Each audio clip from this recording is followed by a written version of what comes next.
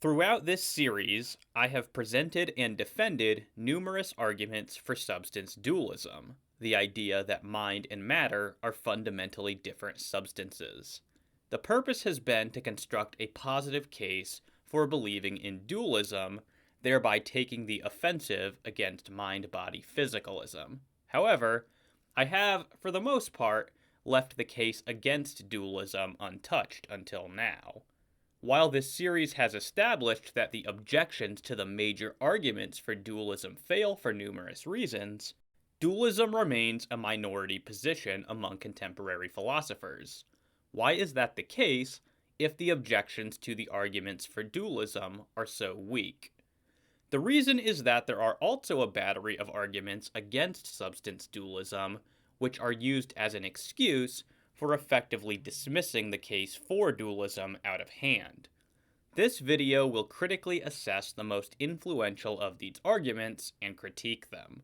The upshot of this examination is to vindicate dualism from the idea that it succumbs to crushing objections, and together with the arguments we have already considered, render dualism even more plausible. As noted, substance dualism is widely seen as an outdated, unscientific, and long refuted position within contemporary academia.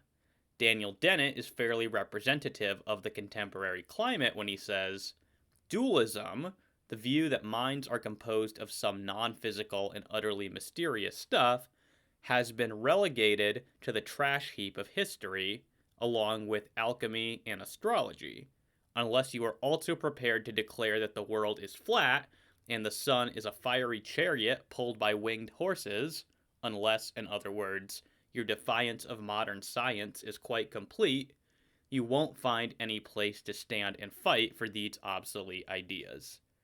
John Heil is less harsh, though no less dismissive, when he says, "If we accept Cartesian dualism, then we must suppose that immaterial minds sometimes intervene in the operation of the material world. This conflicts with a fundamental presumption of modern science, a presumption we have every reason to accept. To the extent that we regard the intervention of non-material minds in the material world as implausible, we should regard Cartesian dualism as implausible." And finally, José Musacchio declares, "Many people also believe that consciousness is a manifestation of a hypothetical soul or spirit, as taught by most religions. However, this view has been discredited not only by the neurobiological and scientific perspectives, but also by common sense observations." The impression is apparently very strong that substance dualism is quite indefensible. One would expect that such strong confidence in the falsity of dualism would be supported by strong objections. But how compelling are the objections really? In this video, I will discuss and critique the 6 most common objections to dualism. Some common themes will turn up. For example, most of these objections will exclusively target interactionist versions of dualism, leaving other versions unscathed. Most objections can also be turned right back around onto physicalism. But in all cases, I hope to show that these arguments against dualism are miserable failures and lack any serious rigor. As Ralph Steven Wier puts it, "I think that the mind-body problem has become a nexus of bad scholarship, feeble argument, and general wrong-headedness, mainly because of the strange horror present-day theorists have of anything resembling an immaterial soul." The first objection to substance dualism which we will consider is fairly uncommon, but also probably the most serious. This objection asserts that the very notion of an immaterial substance, such as a soul, is just straightforwardly unintelligible or incoherent. As Gary Rosenkrantz and Joshua Hoffman explain, it has been objected that upon closer examination, souls can be shown to be unintelligible. The first objection alleges that Cartesian souls are unintelligible because the nature of such souls cannot be described unless they are described negatively. The second objection is that Cartesian souls are unintelligible because they lack a principle of individuation. Bodies, it is argued, are individuated by their occupying different places at the same time, but Cartesian souls do not occupy places. Now, I actually preemptively anticipated the first part of this objection towards the end of the first video in this series. There, I developed and defended a particular account of what it is for a substance to be immaterial, and I showed that it could be described in positive terms. This, I think, answers the charge that the very idea of an immaterial substance is unintelligible. But for the purposes of this video, we might well add the consideration that it is unclear that the idea of a physical or material substance is actually any better off. For it turns out that it is actually quite difficult to give a comprehensive and uncontroversial account of what it is for something to be physical. As James Madden observes, I do not deny that it is very difficult to articulate what we mean by non-physical substance, and life for the substance dualist would certainly be easier if we could do so. This concession, nevertheless, need not be a deal-breaker for substance dualism. First of all, the fact that we lack an informative definition of non-physical substance is not a strike against the substance dualist, because our concept of physical substance is no better off. What it is for something to be material or physical, whether it is a property or a substance, is a matter of contentious philosophical debate for which no resolution is in sight. Indeed, this seems to be not a matter of mere disagreement, but an apparent case of our just not having a clear-cut sense of what we mean by physical at all. The identity and differentiation of physical objects is one of the perennial problems of philosophy, regarding which there is no consensus view, even among contemporary philosophers. Thus, when asked, what is a physical object, unless we are willing to beg important philosophical questions, it seems that our best answer is, I don't know exactly, but I know one when I see one. But if we are willing to allow promissory notes or appeals to disputed first principles to bolster a notion of physical substance, I see no problem in likewise allowing similar maneuvers for the dualist with respect to the notion of non-physical substance. The substance dualist may admit that she cannot give a clear positive definition of non-physical substance, including criteria for identity and differentiation, but she nevertheless knows one when she sees one. Now, as we have seen, some physicalists have thought that there is a clearer notion of what it is for a substance to be physical than for it to be immaterial, because, if nothing else, otherwise identical material objects can be distinguished from one another based upon their different spatial locations. Immaterial objects, on the other hand, are not spatial, and so there is no way to differentiate otherwise identical immaterial objects from one another. 2 points may be raised in response to this concern. In the first place, the dualist can plausibly suggest that while two otherwise identical immaterial souls are not distinguishable from a third-person point of view, or from the outside as it were, the difference is transparently clear from a first-person point of view, or from the inside, as it were. In other words, from the perspective of each particular immaterial soul, the other identical soul can be easily differentiated from itself. As David Lund explains, it may be tempting to suppose that different physical objects are better off than subjects with respect to individuation, for two qualitatively indistinguishable objects can be individuated at a given time by their different places, though two such subjects cannot be individuated at a time in that way. Nor does it become apparent what could ground the individuation of such subjects so long as they are contemplated from an objective third-person viewpoint. This external viewpoint is the one to which we are confined in viewing physical objects and other items that are neither subjects nor states of subjects. But since one has an immediate first-person access to oneself as subject, one may thereby have an access to what ultimately grounds the individuation of subjects, even though that ground is not accessible from the external viewpoint. That we do have a first-person access to what grounds subject individuation seems clear from a first-person viewpoint. When I think about two qualitatively indistinguishable subjects, S1 and S2, from an external third-person viewpoint, no difference appears that would justify the claim that I am thinking about 2 instead of 1.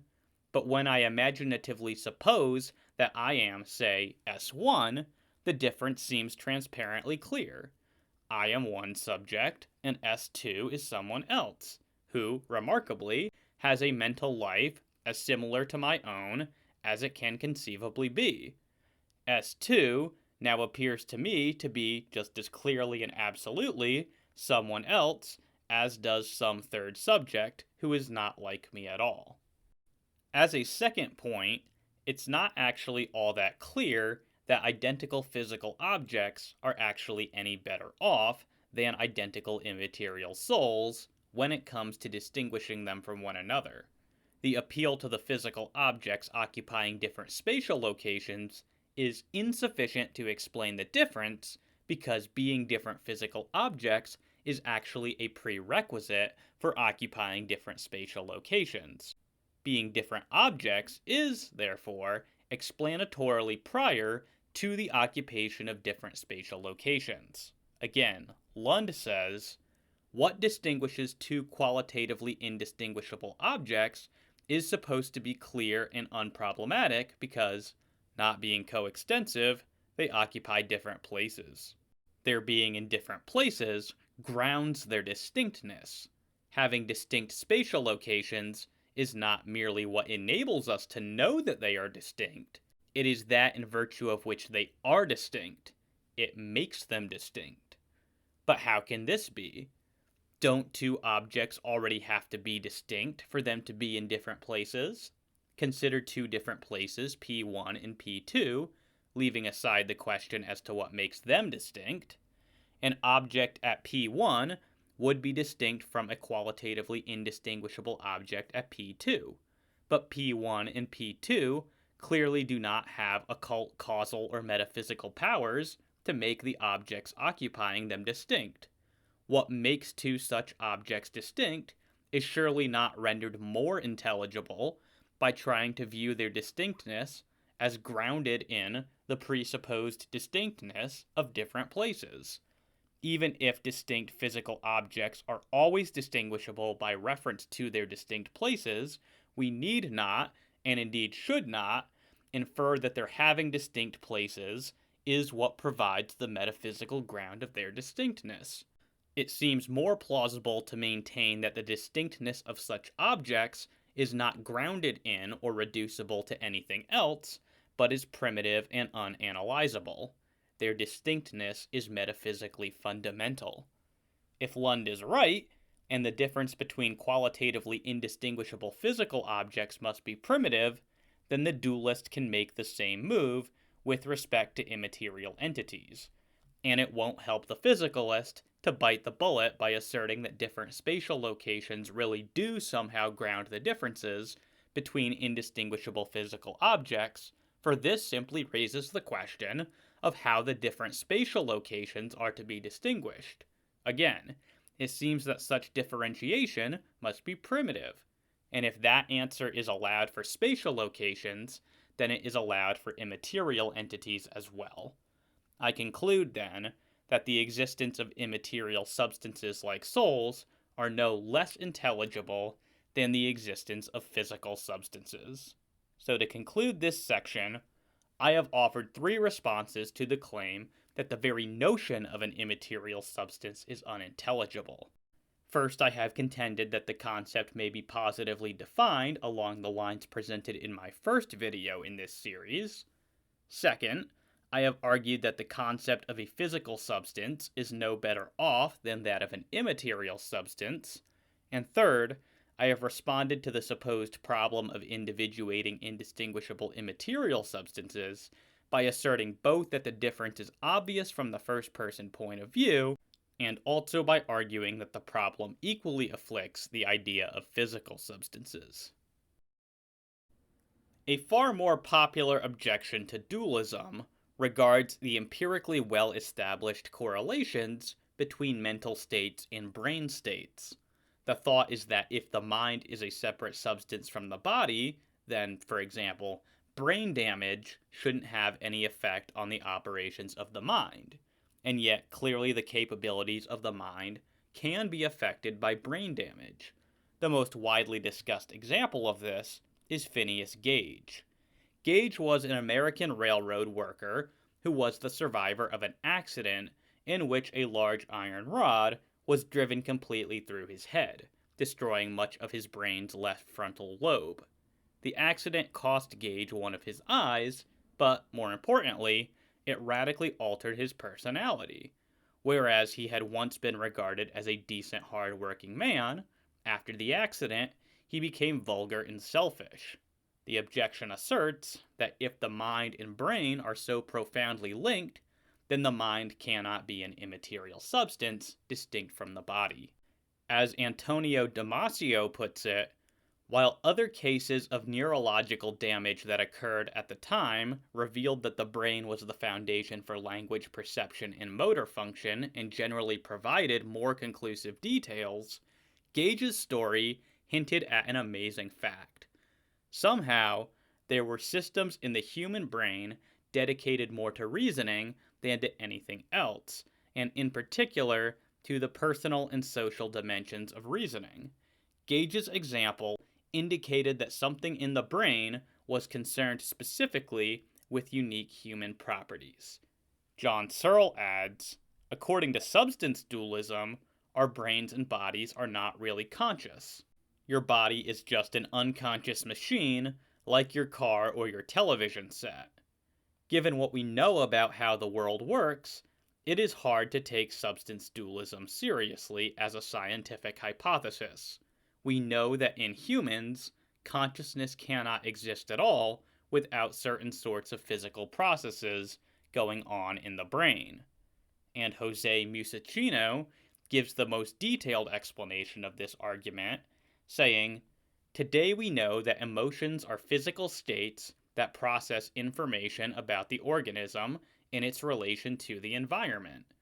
Unknown through subjective perspective, all emotional processes are realized in specific neural circuits, which are mediated by changes in neurotransmitters, hormones, and other cellular messengers.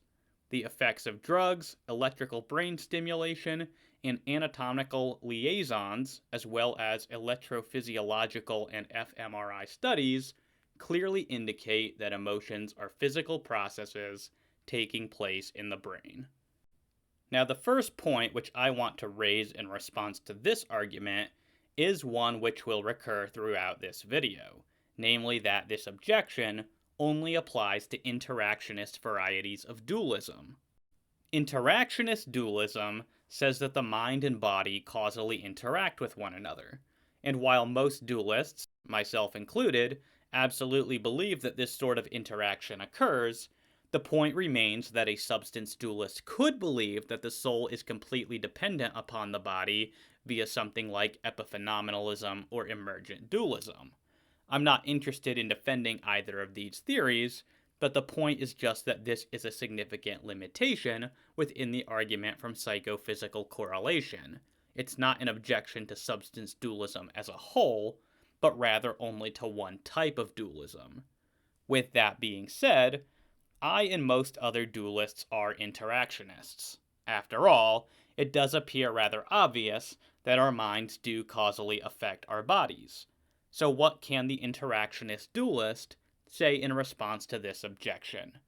In the first place, Searle, at least, incorrectly interprets substance dualism as a scientific hypothesis.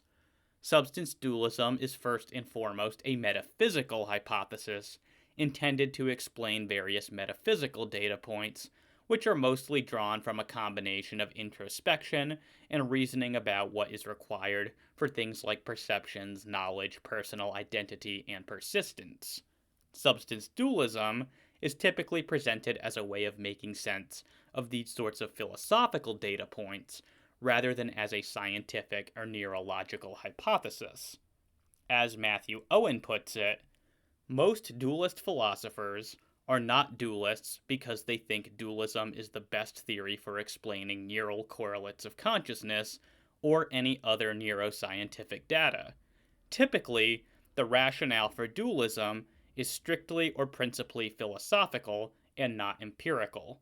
Since the non-physical mind of substance dualism is not presented as a neuroscientific theory by dualists or argued for as if it were, it should not be evaluated principally on how good of a neuroscientific theory it is. In the second place, Searle and Musacchio are stepping beyond what the scientific data reveals when they claim that we know that consciousness cannot exist at all without certain physical processes occurring in the brain. It may be true that certain physical brain processes are required for certain types of conscious experience or for embodied conscious experience, but this leaves open the possibility that one can continue in a disembodied conscious state apart from their body or brain. We have already explored several lines of evidence for this possibility in the video on the modal argument for dualism. In light of this, how can Searle and Musacchio claim to know that consciousness cannot exist at all in the absence of certain brain processes, or even in the absence of a brain? Science does not and absolutely cannot establish this. We might more charitably interpret these critics as merely saying that we know that certain types of conscious experience cannot exist apart from certain types of brain processes, or more accurately still, we know that certain types of mental states are predictably correlated with certain brain states. But such a conclusion is perfectly compatible with the truth of substance dualism. Virtually all dualists believe that the body and brain causally interact with one another, so such correlations are perfectly expected given substance dualism. As Andrew Brenner observes, but this way of developing the objection to substance dualism is far too strong, since obviously no substance dualist thinks that our mental states are totally unconnected with what occurs in the brain. Everybody knows that when you are bopped on the head, this will cause a change in your mental state, a loss in consciousness, or at least some pain. Similarly, everyone knows that drugs can modify what happens in the brain, and thereby modify our mental states. Substance dualists do not deny these obvious and widely recognized facts. And Matthew Owen adds, from correlation alone, we could not infer that the mental state caused the neural activity, depended on it, was identical to it, or reducible to it. If a physicalist assumed physics is fundamental before mapping the correlation between the mental activity and the corresponding neural activity, she would likely conclude that the correlation implies that the mental activity depends on the neural activity. She would be justified in doing so to the degree that her assumption was well justified, but she would not be arriving at this conclusion merely on the basis of the correlation. Rather, she would be justifiably arriving at the conclusion on the basis of the correlation coupled with her pre-experimental assumption. Similarly, a dualist could justifiably conclude that immaterial minds stood in some type of causal relation with the neural correlates if she justifiably assumed that their mental states are not reducible to physical states. In short, correlations don't entail causation, dependency, identity, or reducibility. Further philosophical argumentation beyond the empirical data of neural correlates of consciousness is required to arrive at a justified conclusion about the nature of the mind. Some materialists, such as J.J.C. Smart, Christopher Hill, Ned Block, and Robert Stalnaker, acknowledge that correlation between mental states and brain states is insufficient to establish that the mental is itself physical or causally dependent upon physical processes. However, they have argued that the empirical data of psychophysical correlation can be paired with an appeal to parsimony to generate an argument in favor of materialism. The argument would go something like this. Given that we know that mental states are correlated with physical states, and given that we want as simple an ontology as possible, it is simplest to just identify mental states with the physical states with which they are correlated. As Smart puts it, why do I wish to resist this suggestion? Mainly because of Occam's razor. It seems to me that science is increasingly giving us a viewpoint whereby organisms are able to be seen as physiochemical mechanisms. It seems that one day, even the behavior of man himself will one day be explicable in mechanistic terms. There does seem to be, so far as science is concerned, nothing in the world but increasingly complex arrangements of physical constituents, all except for in one place, in consciousness. So sensations, states of consciousness, do seem to be the one sort of thing left outside of a physicalist picture, and so for various reasons, I just cannot believe this to be so, that everything should be explicable in terms of physics, except the occurrence of sensations, seems to me frankly unbelievable. 2 points should be raised in response to this version of the argument from psychophysical correlation. In the first place, to the extent that this is a successful argument against substance dualism at all, it applies regardless of the empirical data. In other words, it's not actually necessary to make any appeal to the empirically detected correlations between mental states and brain states in order to argue that physicalism is a simpler hypothesis. This can be seen just by considering that physicalism is only committed to the existence of the material body, whereas the dualist is committed to the existence of both the material body and the immaterial mind. So physicalism has a parsimony advantage over dualism regardless of the empirical data. In short, then, this is not really an extension of the argument from psychophysical correlation at all. It is a wholly different argument based purely on theoretical concerns pertaining to the explanatory simplicity of physicalism. But as a second point, while it is true that physicalism has a parsimony advantage over dualism, parsimony is not a decisive indicator of truth all by itself. Simpler hypotheses are only more likely to be true if all other things stand equal between competing hypotheses. But the substance dualist need not and should not agree that all other things stand equal between dualism and physicalism. Specifically, the powerful arguments for the truth of dualism, which we have already considered in this series, weigh strongly in favor of dualism over physicalism. As long as these arguments stand, the relative simplicity of physicalism over dualism is not a sufficient reason to believe that physicalism is true.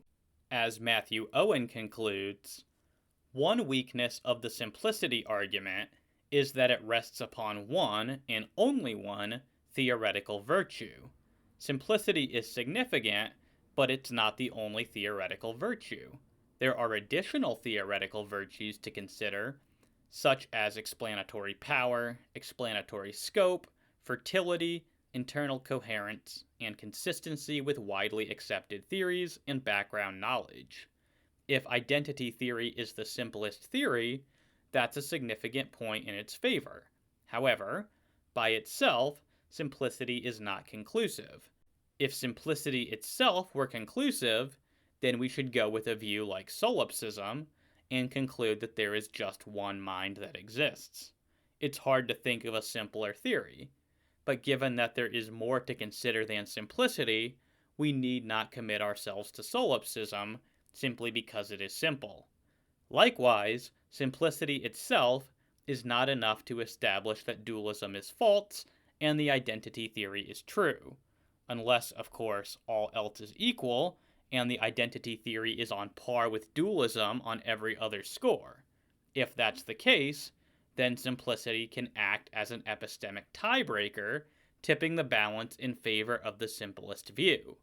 In other words, the simplicity argument requires another premise affirming the conditional mentioned in premise 1, which reads, all else being equal, the simplest explanation of a data set is the best explanation. However, this additional premise is not obviously true, but questionable given the apparent differences between consciousness and neural correlates, and I think there are good arguments offered by leading philosophers for dualism. As a final point, Andrew Brenner convincingly argues that the argument from psychophysical correlation is completely reversible. He says, a better way to put the objection to substance dualism is that the observed correlations between mental states and brain states are more surprising on the assumption that substance dualism is true than on the assumption that substance dualism is false. However, an analogous objection can be made against the view that we are composite physical objects. If we are composite physical objects, then our properties are robustly correlated with the properties of our parts. If we are composite physical objects, then our mental states are closely correlated with the properties and relations exhibited by the parts of our brains. These correlations should surprise us, just as the correlations between the properties of immaterial souls and the properties of brains should surprise us. If, by contrast, only the parts exist, and they fail to compose a composite physical person, then it would not be surprising that the mental properties would be systematically correlated with the properties of the parts. In this case, the mental properties would be properties of the parts, in which case properties of the parts would simply be correlated with the properties of the parts, which is hardly surprising. By contrast, if the parts compose a composite physical person, then we should not expect the mental properties of the composite physical person to correlate so systematically with the properties of the parts. The view that we are composite physical persons is compatible with those correlations, but it does not predict them. And the reason it does not predict them is the same reason why substance dualism does not predict the systematic correlations between the properties of souls and the properties of brains. Composite physical persons are not numerically identical with their parts, and so we lack any antecedent reason to think that their properties would be so systematically correlated with the properties of those parts. So to summarize this section, the argument from psychophysical correlation fails for at least 5 reasons. First, it is only an objection to one type of dualism. Second, it incorrectly interprets substance dualism as a scientific hypothesis intended to explain the empirical data gathered from neuroscience. Third, it makes an unjustified inference from mental states being correlated with brain states to mental states being identical with, caused by, or dependent on brain states. Fourth, the attempt to couch the argument as an inference to the best explanation suffers from only considering a single theoretical virtue, and also, I have argued, it is really a complete departure from the argument from psychophysical correlation. Fifth and finally, the argument is completely reversible. Perhaps the most common, and certainly the most popular objection to substance dualism is known as the interaction problem. Substance dualism, it is argued, posits that there are two wholly different substances, a material body and an immaterial mind. The body and the mind are supposed to causally interact with one another. The mind is supposed to be able to cause certain bodily movements, for example. But how can two such different things interact in this way? Allegedly, substance dualists have no answer to this question, and this is supposed to be evidence that substance dualism is false. As Jaegwon Kim says, few will quarrel with Descartes' acknowledgement of the reality of mind-body interaction, or his wish to give an account of it. The only question, one that has troubled many thoughtful readers of Descartes for centuries, is how such interaction is possible. Joseph Margolis puts the objection this way. The Cartesian view, it must be said straight off, is a philosophical scandal in that it requires precisely a form of interaction between mind and body but by the substantive exclusion of mind from body, it makes an utter mystery of the interaction itself. And lastly, John Heil asserts, Cartesian dualism comes at a price few philosophers have been prepared to pay. Central to Descartes' view is the idea that minds and bodies causally interact.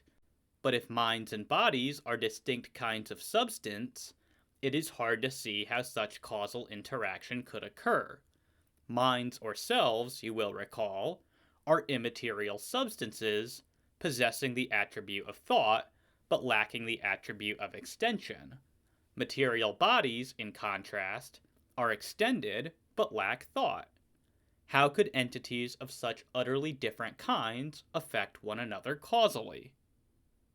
Let me just begin by noting that, again, this is exclusively an objection to interactionist varieties of dualism, and so, even if successful, does not constitute a reason to think that dualism is false.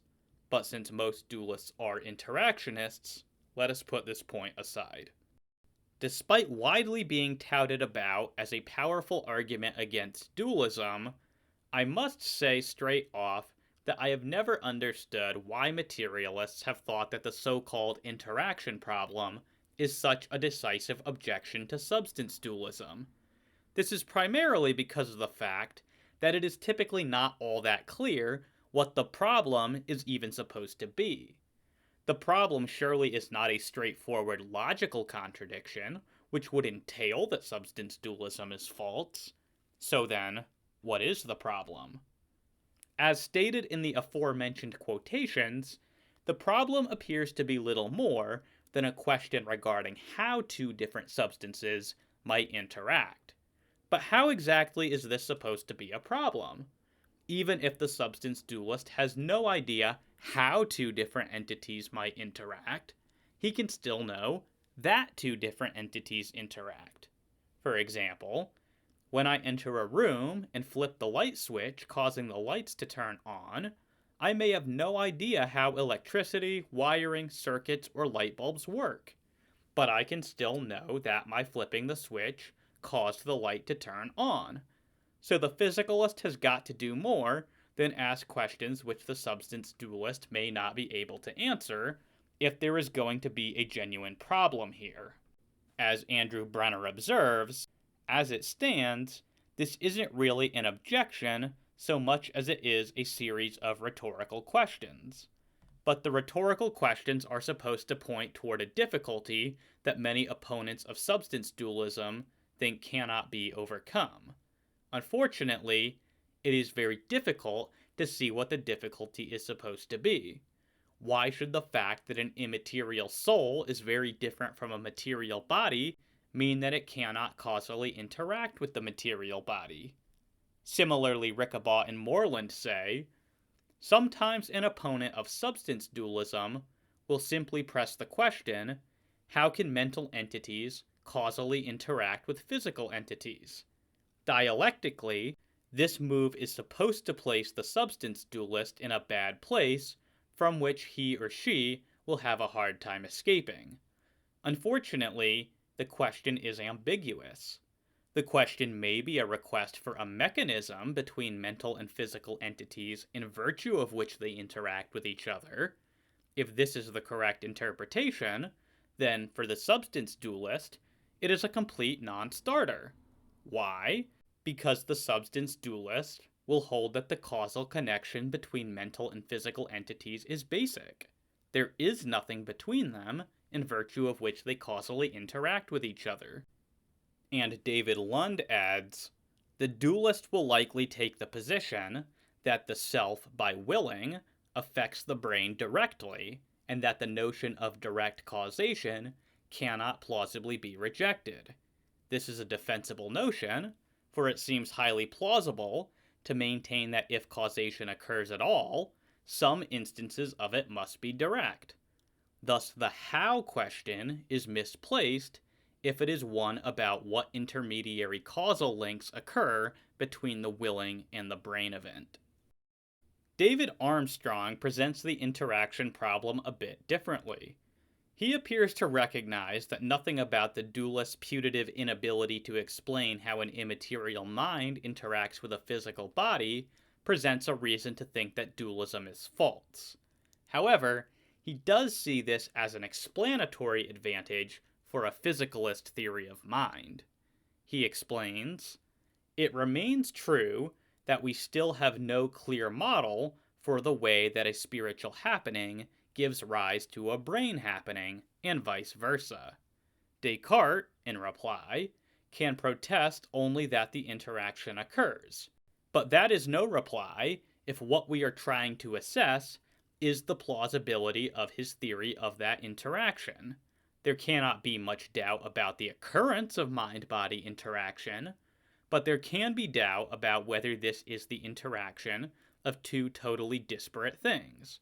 A mind-body theory that makes interaction easy and intelligible, as a materialist theory seems to do, is to that extent preferable." Now, if all other things stood equal between physicalism and dualism, and if physicalism really was able to offer some sort of explanation for mind-body interaction, then perhaps Armstrong would have a case. But I would make 2 points in response to Armstrong. In the first place, I do not believe that all other things stand equal. All of the arguments we have canvassed for dualism in the preceding videos of this series stand against Armstrong. I would argue that the success of dualism in explaining how we have privileged access to our own mental states, the specific properties of those mental states, how we have modal knowledge, and the specific properties of knowledge simply outweigh whatever explanatory advantage physicalism might have in explaining mind-body interaction. But secondly, and more fundamentally, is it even true, as Armstrong claims, that physicalism is able to explain mind-body interaction? It is often assumed by physicalists that there is nothing problematic or difficult about understanding the mutual interactions between physical objects. But this is actually not as unproblematic as one might initially think. As Sandra Menson and Thomas Sullivan put it, admittedly, we have no idea how mind can move matter. But how big a problem is this? It could be monumental if it were not for one thing. In the end, we have no idea how matter moves matter. Despite what is sometimes said, we do not actually experience physical causality in any deep way. We see that matter moves matter in some sense, but we do not see why or how it happens. The interaction problem, then, to the extent that it is really a problem, applies equally to physicalism. We might just as easily ask the physicalist how it is that matter interacts with matter. It's certainly not immediately obvious what the answer to this question might be. The truth appears to be that any mystery involved in understanding how immaterial substances and material substances interact is not due to the fact that the entities consist in different substances. Rather, the mystery derives from the appeal to the very notion of causation, which is inherently somewhat mysterious. Consider any causal chain. If an infinite regress of causes are not to be allowed, then there has to be a first cause, which just has the requisite causal powers to set off the causal chain in the first place. How exactly does that work? It's not really clear. And this mystery remains regardless of whether or not the first cause is material or immaterial. The mystery, then, is a result of the very concept of causation. As Charles Taliaferro explains, are there features of physical to physical interaction which make it less mysterious or conceptually puzzling than mental to physical interaction? Well, in physical interaction, both relata have spatial location, and perhaps this provides an important aspect of that causal exchange. After all, isn't it clear that the reason why certain material objects affect others is material contact? But why should spatial contact have causal repercussions? The fact that spatial objects coming into contact routinely generates causal exchange is obvious enough, But why does it do so? Is it because of the object's mass or volume? If so, why do mass or volume have the causal liabilities and powers they do? Perhaps the materialist may count herself to be in a better conceptual shape than the dualist, in that the causal powers and liabilities of physical objects are had in virtue of the parts making up the objects. Salt may have the powers and liabilities it has in virtue of its parts A, B, and C. But what is it in virtue of which A, B, and C have the powers and liabilities they have?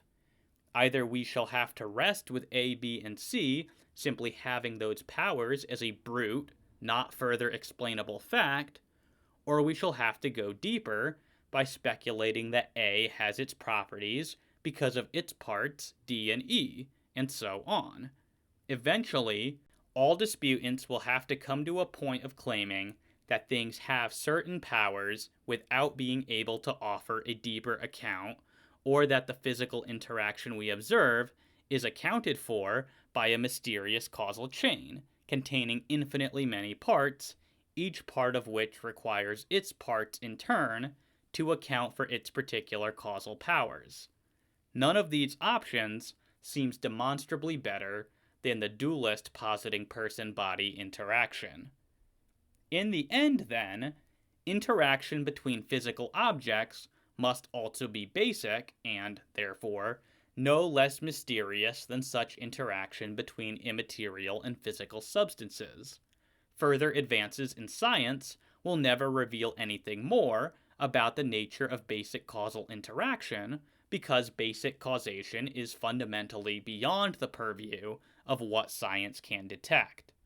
As Rickabaugh and Moreland observe, all neuroscience provides is increasingly precise correlations that leave mental-physical interaction basic, even if the physical side of a correlation turns out to be a complicated system of neurons.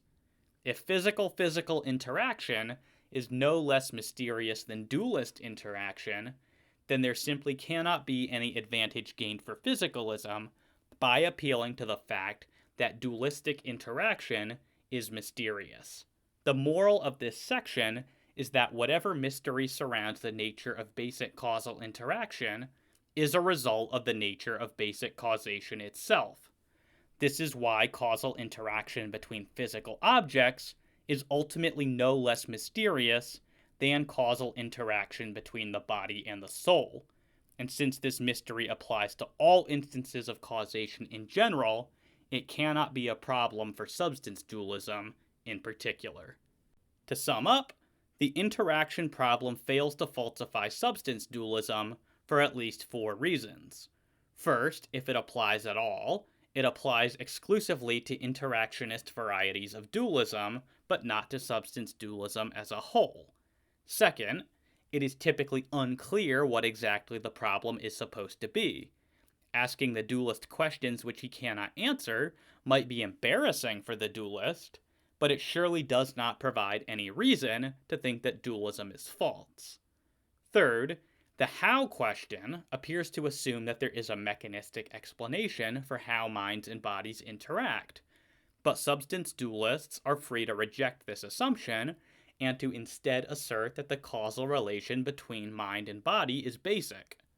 Fourth, the objection assumes that interaction between physical objects is better understood or more readily intelligible than interaction between immaterial and physical entities.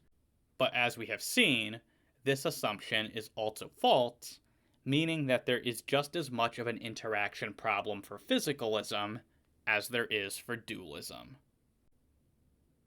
Closely related to the interaction problem for substance dualism is the pairing problem.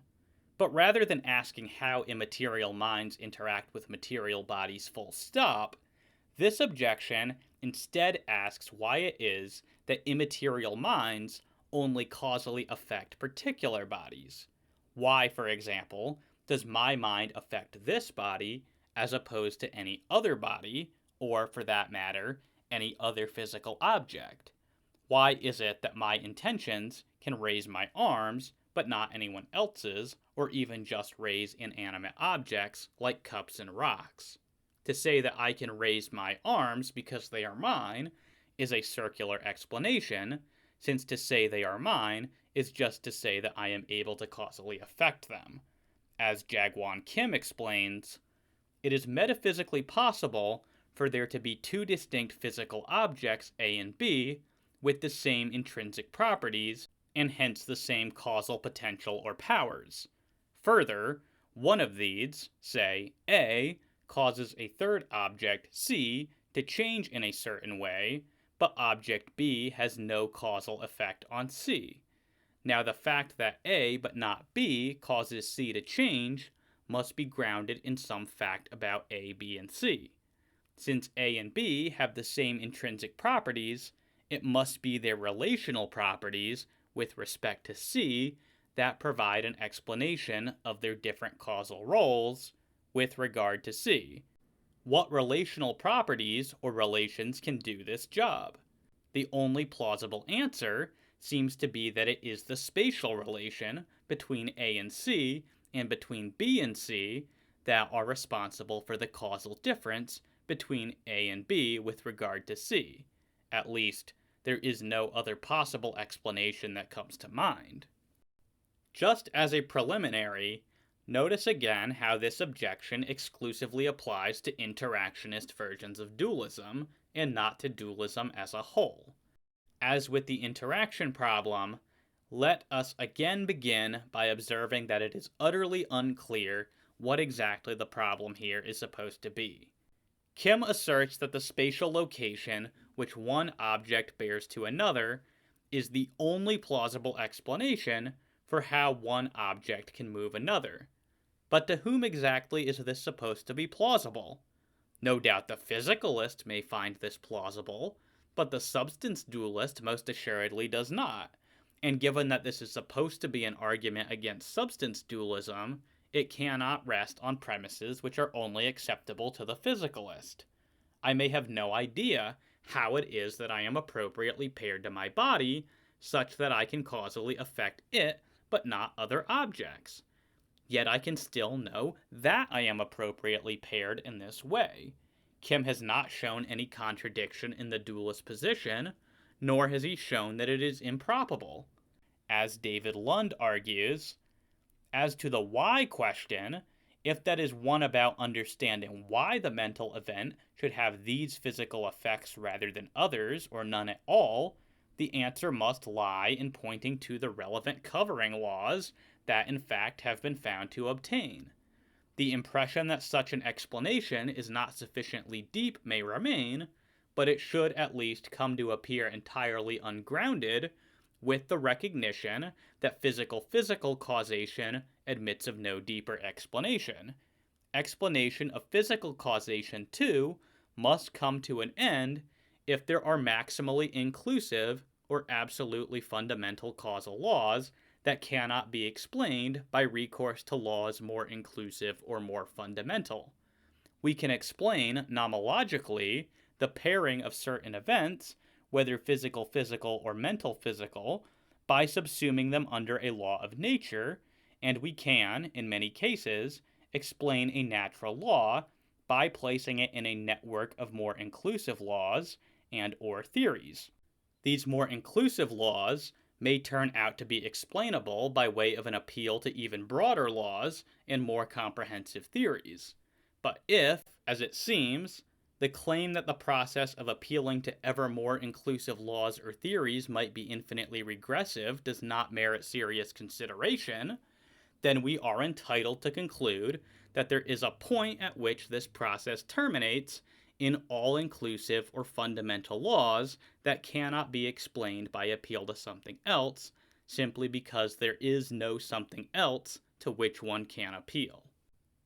Leaving this point aside, Kim's objection seems to me to rest wholly upon the utterly unjustified assumption that only a spatial relation can account for the pairing between two different entities.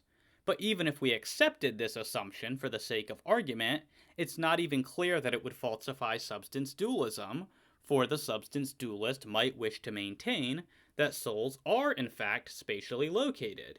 The key strategy here involves drawing a distinction between an object's being spatially located and an object's being spatially extended. While being spatially extended entails being physical, being spatially located does not.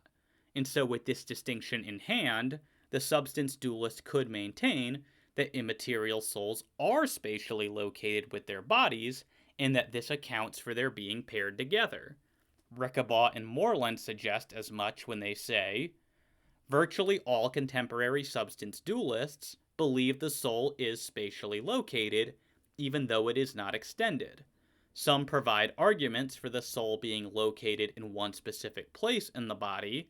Others believe that the soul is to the body as God is to space, namely fully present at each location in the body. Either way, the spatial location requirement is satisfied. And once again, as with so many of the objections to dualism, the pairing problem can be turned right back around on physicalism. As Brenner explains, according to Kim, the substance dualist must provide an answer to the question of why souls enter into certain sorts of causal relations with some bodies rather than others, since the pairing cannot be brute. Kim argues that the dualist will be hard-pressed to put forth a satisfying answer.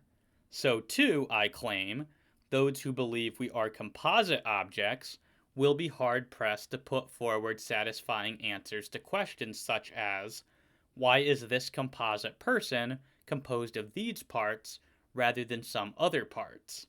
And why do these parts compose this composite person rather than some other composite person? More importantly, those who identify us with composite objects have no response to the mereological pairing problem that cannot also be appropriated by the substance dualist in response to the pairing problem for substance dualism. So, once again, we have a parity.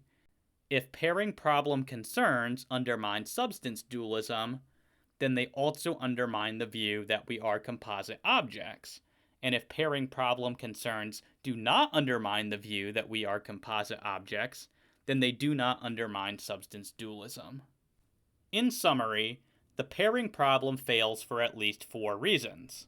In the first place, even if successful, it is only an objection to interactionist versions of dualism, and not to dualism as a whole.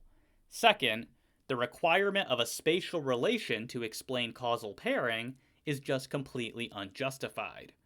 Third, the substance dualist is free to take the position that souls are in fact spatially located, although not spatially extended.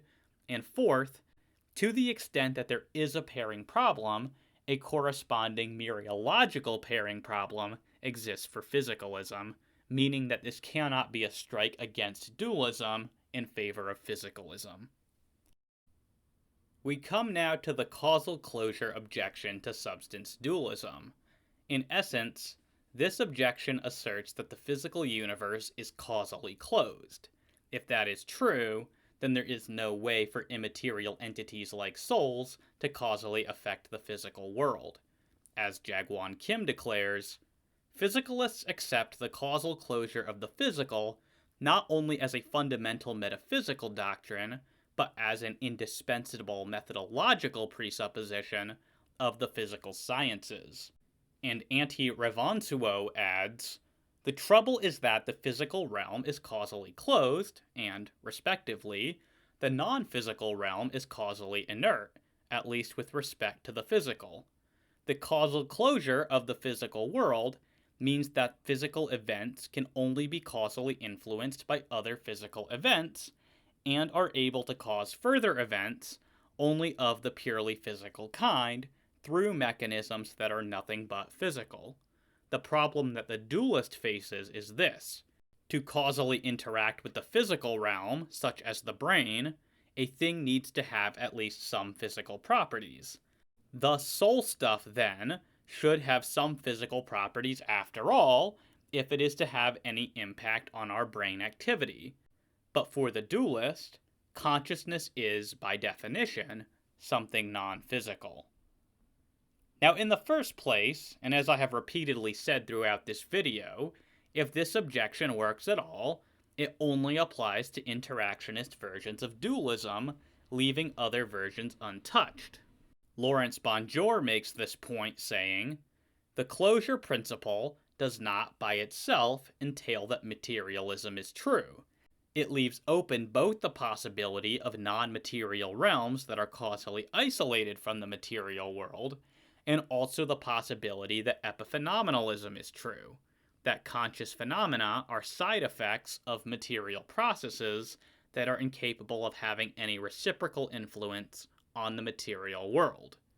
But leaving this point aside, we might begin by wondering why we should accept the premise that the physical world is causally closed in the first place.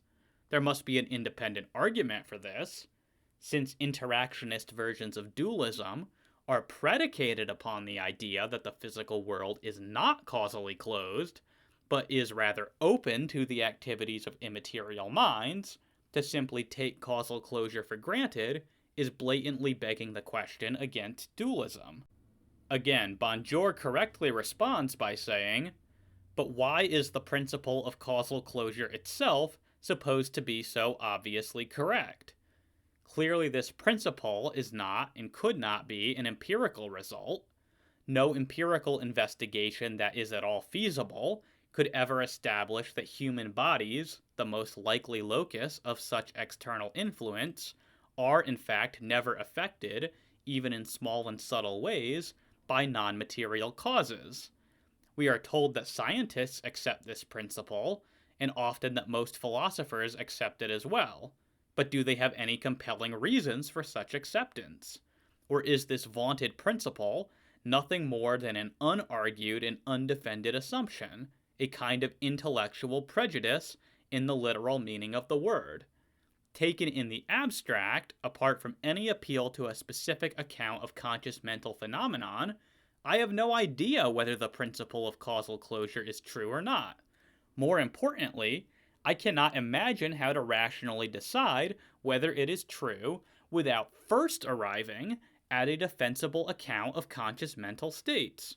It seems utterly obvious that mental states do causally affect the material realm. If a materialist account of conscious states is correct, then the principle of causal closure seems likely to be true. But if no such account is correct, then the principle is almost certainly false. Thus, to argue for the truth of materialism, or for a strong presumption in favor of materialism, by appeal to the principle of causal closure, is putting the cart in quite a flagrant way before the horse. So by using the causal closure principle to argue for physicalism, the physicalist is effectively using the premise that the immaterial cannot affect the material to argue that the immaterial cannot affect the material, a paradigm example of a circular argument. But not only does asserting the causal closure principle without some sort of justification already beg the question against interactionist substance dualism, but it also apparently begs the question against most types of theism. For if the physical world is causally closed, then this also straightforwardly entails that God cannot act in the world. As Charles Taliaferro and Stuart Goetz observe, it is important to make clear that if the argument from causal closure is successful, it not only makes it impossible to explain some events in the physical world in terms of the causal activity of human souls and their purposes for acting, but also makes it impossible to explain other events in the physical world in terms of the causal activity of God and God's purposes for acting. Hence, a good argument is needed for the causal closure principle if this objection to dualism is going to avoid being entirely circular. Nevertheless, materialists like David Papineau attempt to assert that the causal closure principle is indeed supported by empirical evidence. Papineau tells us that the one assumption that I did expect to be uncontroversial was the completeness of physics. To my surprise, I discovered that a number of my philosophical colleagues didn't agree. They didn't see why some physical occurrences in our brain, perhaps, shouldn't have irreducibly conscious causes. Once I was forced to defend it, I realized that the completeness of physics is by no means self-evident. There is good empirical evidence for the completeness of physics, but the historical story shows that this evidence is relatively recent, and that prior to the 20th century, the empirical case for the completeness of physics was, by no means, persuasive. There is indeed a good case for materialism, but it has not always been available to philosophers. This is because its crucial premise, the completeness of physics, rests on empirical evidence which has emerged only relatively recently. But this is no defense of the closure principle. Papineau merely asserts that empirical evidence exists to support causal closure, but doesn't bother to tell us what that evidence might be. And in the very nature of the case, it's difficult to see how empirical evidence could establish causal closure even in principle. Empirical investigation, by the very nature of what it is, only examines physical causes and effects. But how could such an investigation ever rule out the presence of immaterial causes? It would seem that, at best, empirical investigation could only say that immaterial causes are unnecessary, but showing that they are unnecessary is a far cry from establishing that they are non-existent. As Matthew Owen responds, the majority of scientists consider it their job to find physical causes of physical phenomena. They try to do so via empirical observation. Most scientists do not see it as their job to identify non-physical causes. Therefore, it seems inconsequential if empirical investigations of scientists do not identify non-physical causes. After all, they are not investigating such causes, nor are they investigating whether they exist. Only if one presupposes physicalism, and thus that the physical sciences give an exhaustive account of the world, does it make sense to conclude that there are no non-physical causes because physical scientists have not identified them through their empirical investigations. Even if scientists were looking for non-physical causes, if they exist, are most likely invisible and not observable by empirical investigation alone. The basic worry is that if there were an invisible non-physical co-cause of an event that was necessary, it could not be known merely on the basis of empirical investigation, nor could it be known that the empirically observable cause is not sufficient. For the empirically observed cause would appear to be the lone sufficient cause from the vantage point of empirical observation, whether or not it actually is. Proponents of the causal closure objection to dualism are also prone to conflating two different potential understandings of the causal closure principle. Only a strong and empirically unjustified version of the principle actually conflicts with interactionist dualism. As Rob Koons and George Beeler point out, anti-materialism is alleged to be unable to accommodate the possibility of mental causation without violating the causal closure of the physical. But this is not at all clear when causal closure is formulated in its most plausible form as follows. For every physical event E that has a cause, there is a physical event C such that it is nomologically or causally necessary that if C occurs, E occurs. Suppose that physics requires and provides justification for this weak causal closure principle.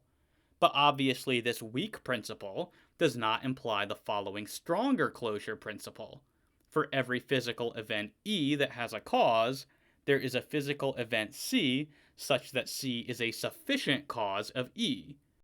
Failure to appreciate the distinction between weak causal closure and strong closure principles has led many philosophers to the conclusion that mental causation is untenable in an anti-materialist setting, whereas, in fact, there are very promising accounts of mental causation compatible with anti-materialism. And yet again, the causal closure argument is reversible. It can just as easily be applied to the idea that we are composite physical objects, as Andrew Brenner explains. The idea is that the causal closure of the physical is no more plausible than the causal closure of the microphysical. In other words, every physical event which has a sufficient cause has a sufficient microphysical cause, and, in particular, a sufficient cause in terms of the activities of some mereologically simple objects. So, any causal contribution made by a composite object would be overdetermined by the causal contributions of its mereologically simple parts. The standard example is that of a baseball breaking a window. If the baseball moving in such and such a direction with such and such a velocity relative to the window is sufficient to break the window, then the mereologically simple parts of the baseball moving in such and such a direction with such and such a velocity relative to the window is sufficient to break the window. So, barring overdetermination, the baseball does not break the window. If these were good grounds to eliminate souls from our ontology, then they would also be good grounds to eliminate composite objects from our ontology, including those composite physical objects with which we might be identical. If overdetermination arguments undermine substance dualism, then they undermine belief in composite physical persons as well. So with respect to concerns regarding causal overdetermination, there is a parity between belief in immaterial souls and belief in composite physical persons. To round out this section, then, we have explored 5 different responses to the causal closure objection. First, I have noted that if the objection works at all, it can only apply to an interactionist type of dualism. Second, I have argued that the causal closure principle is unjustified and therefore begs the question against dualism. Third, I have contended that appeals to empirical evidence are both lacking and incapable of establishing causal closure even in principle. Fourth, I have pointed out that proponents of the causal closure objection are likely confusing 2 different ways of understanding the causal closure principle, and that the more plausible understanding is not actually incompatible with dualism. And finally, I have argued that the causal closure argument is completely reversible. Closely related to the causal closure objection to dualism is the conservation of energy objection. This is more or less an attempt to apply the causal closure objection with a scientific veneer. Owen Flanagan puts it this way: if Descartes is right that a non-physical mind can cause the body to move, for example, when we decide to go to a concert, then physical energy must increase in and around our body since we get up and go to the concert. In order, however, for physical energy to increase in any system, it has to have been transferred from some other physical system. But the mind, according to Descartes, is not a physical system, and therefore it does not have any energy to transfer. John Searle puts the objection even more forcefully, saying, "It seems impossible to make substance dualism consistent with modern physics. Physics says that the amount of matter and energy in the universe is constant, but substance dualism seems to imply that there is another kind of energy, mental energy or spiritual energy, that is not fixed by physics.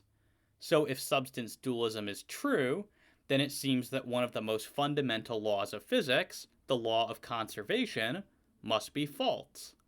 José Musacchio adds, "Religion and faith require belief in an interaction between the natural world and a hypothetical supernatural realm, but nobody has ever explained how the 2 realities could interact without violating the most fundamental principle of physics and reason."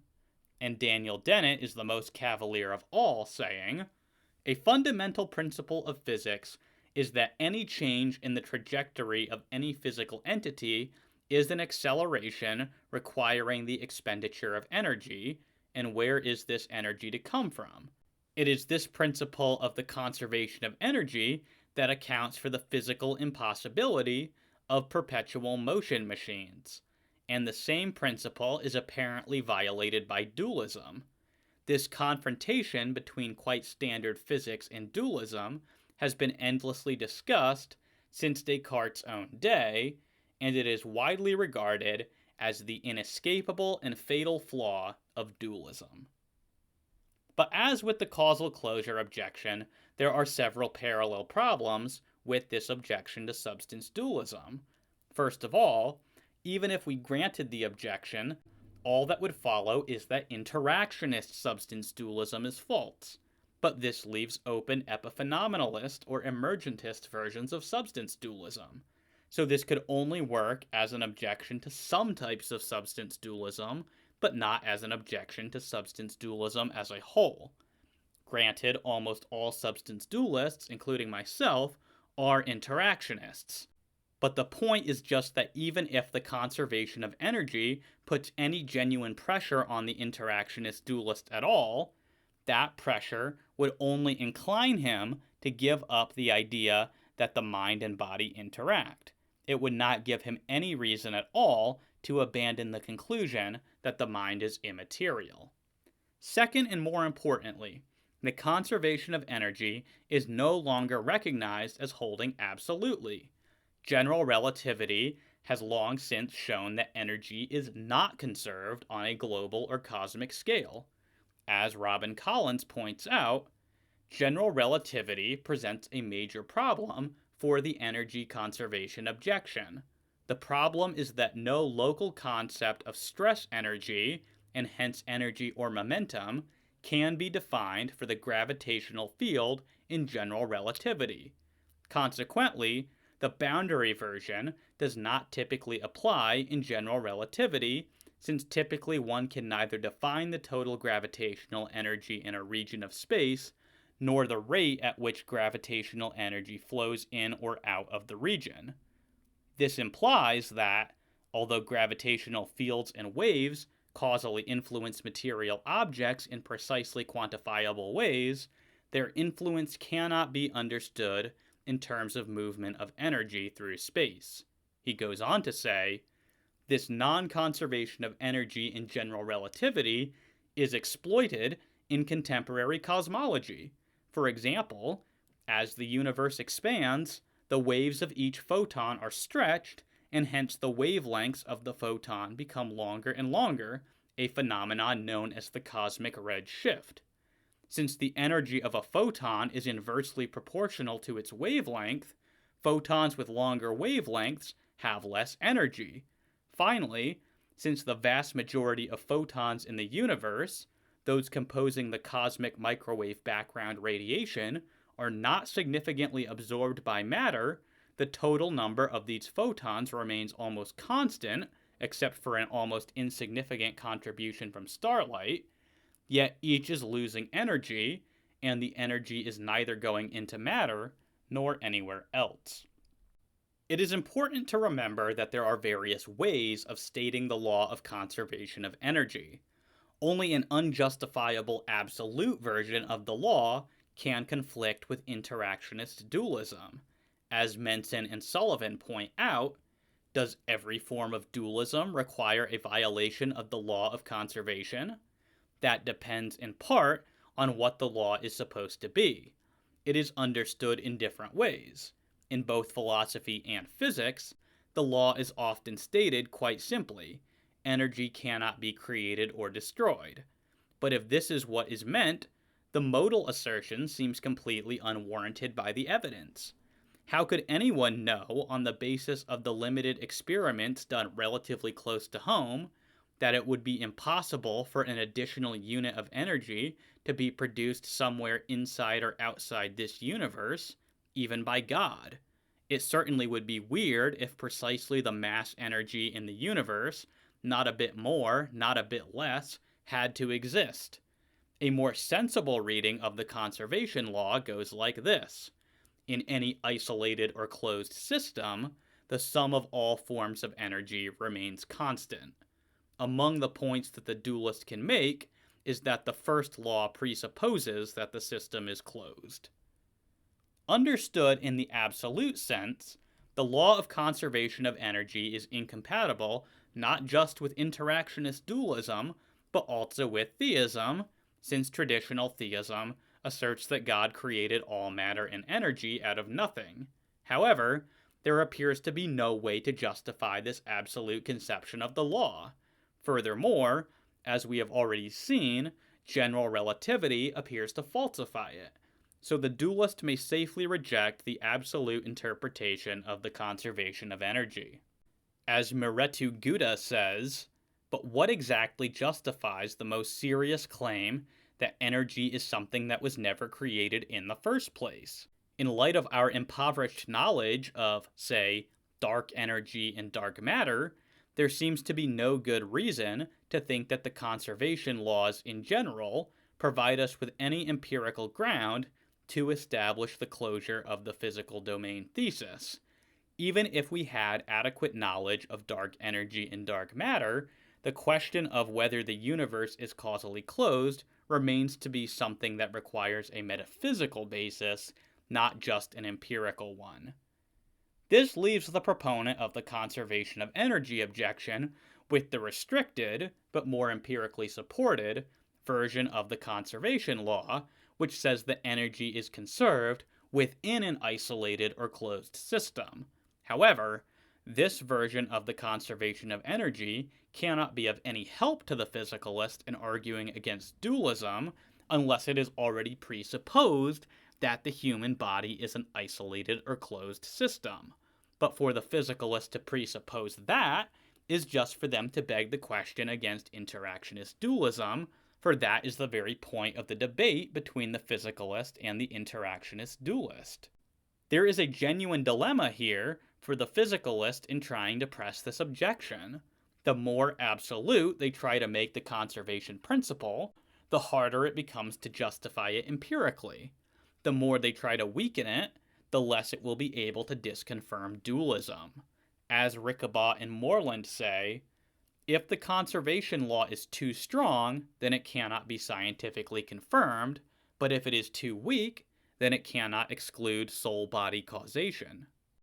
But leaving everything that has already been said aside, there is a further problem with the conservation of energy objection to dualism.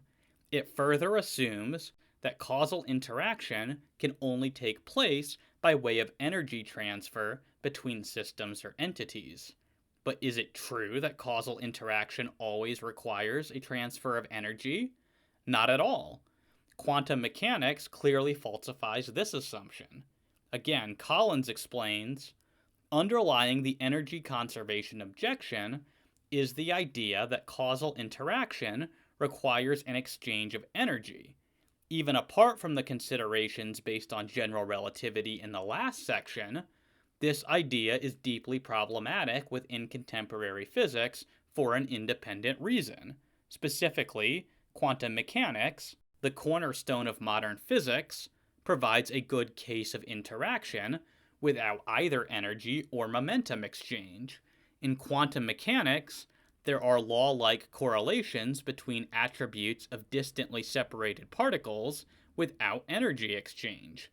These quantum correlations, therefore, show that positing an interaction, or at least a correlation, between the mind and brain that does not involve an energy exchange or any other mediating field has precedent in current physics, thus severely weakening the energy conservation objection. So the soul need not be creating new energy in order to cause bodily movements. It could merely be directing, guiding, or redistributing the existing energy to perform certain tasks. C.D. Broad offers such a proposal saying, minds neither add energy to nor abstract it from the body. What they do, if they do anything, is to determine that, at a given moment, so much energy shall change from the chemical form to the form of bodily movement, and they determine this, so far as we can see, without altering the total amount of energy in the physical world. But even if the soul does create new energy to cause bodily movement, there is not, at present, any reason to think that contemporary neuroscience has somehow ruled this out. As Stuart Gautz observes, in light of the general ignorance of what goes on in people's brains, it is simply false to claim, as some do, that we have overwhelming scientific empirical evidence that every event in our brains or physical bodies can be completely explained in terms of deterministic or sufficient physical causes. Indeed, if the soul is creating energy, there is no reason to think that it might not be so minimal as to be imperceptible. As Rickabaugh and Moreland say, let us suppose that an exercise of active power involved in a free action does, in fact, involve the mental creation of energy. Why have we not detected the increase in energy in, say, the brain that results from free action? We're not sure anyone has tried to look for such energy, but it is plausible that it may be so slight and insignificant that it cannot be detected. Think of the massive amount of energy in the water held back by Hoover Dam.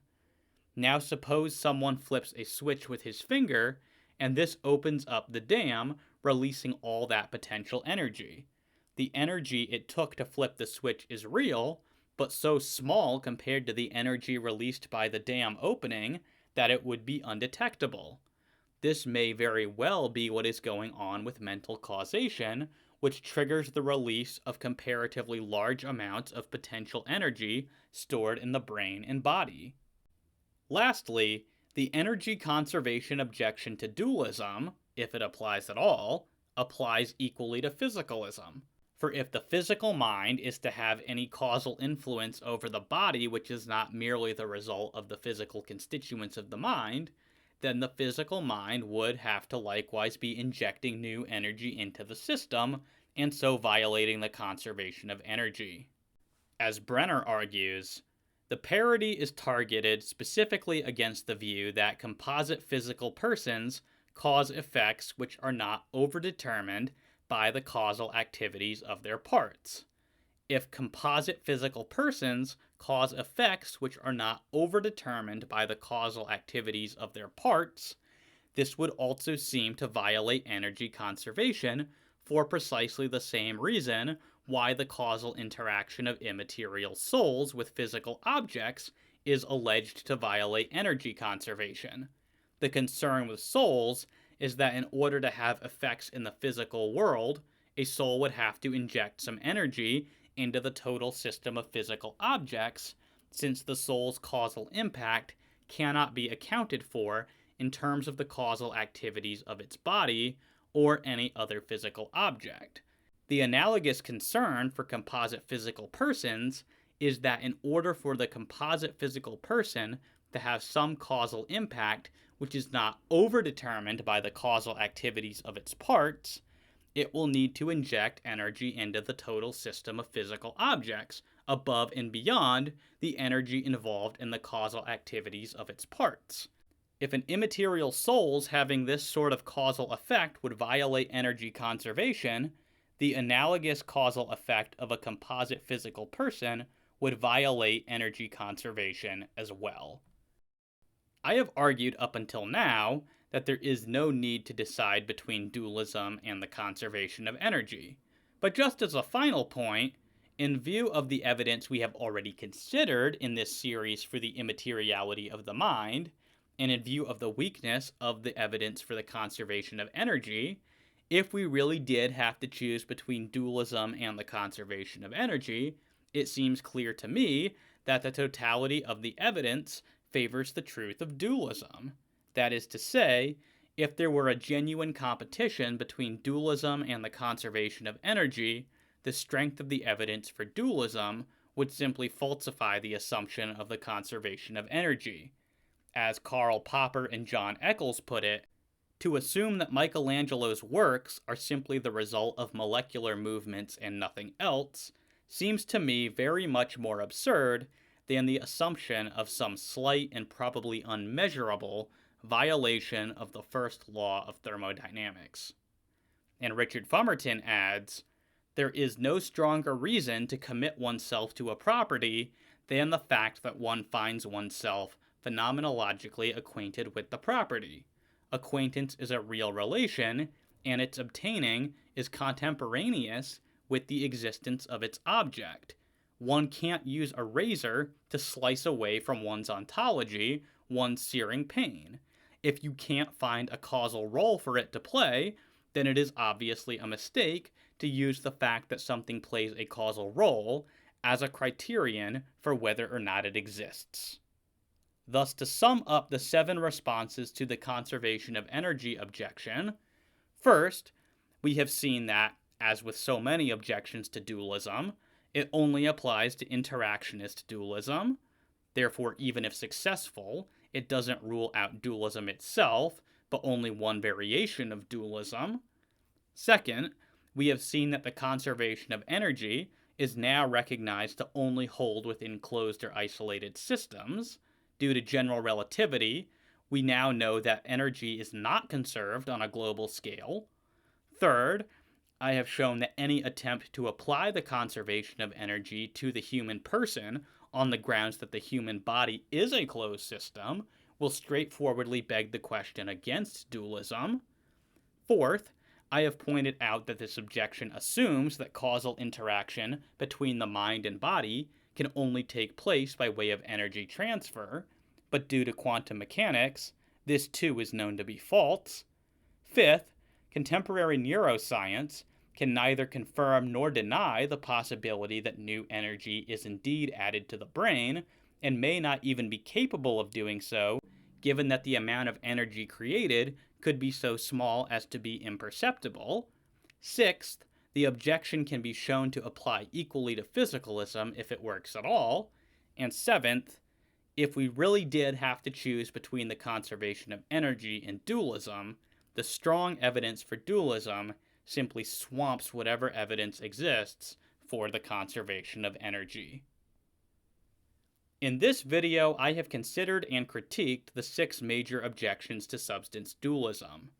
I have examined the idea that immaterial substances are unintelligible, the argument from psychophysical correlations between mental states and brain states, the interaction problem, the pairing problem, the causal closure objection, and the conservation of energy objection. In almost all cases, these objections only apply to interactionist forms of dualism and can also be reversed into equivalent objections to physicalism. Most of them also suffer from numerous other shortcomings. Considered alongside the positive case for substance dualism, which we have explored in previous videos, the case against substance dualism cannot be said to be very imposing. Consequently, I take substance dualism to be established decisively. I wholeheartedly agree with J.P. Moreland when he concludes, "There is a low quality of argumentation when it comes to evaluating substance dualism when it is related to philosophy of mind. Most strong naturalists are exceptionally capable philosophers, and the quality of their argumentation is evident when they defend a certain version of physicalism or criticize alternatives. But when it comes to stating and criticizing substance dualism, the quality dips considerably."